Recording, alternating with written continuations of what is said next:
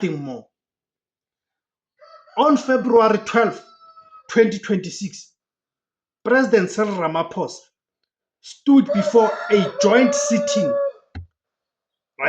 of Parliament to deliver his latest so-called State of the Nation address.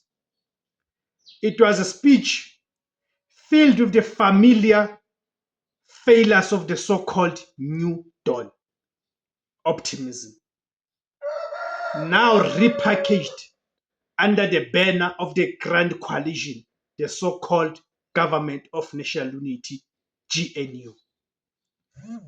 But as the president spoke of turning the corner, a different sentiment was brewing outside of the halls of power. For millions of South Africans,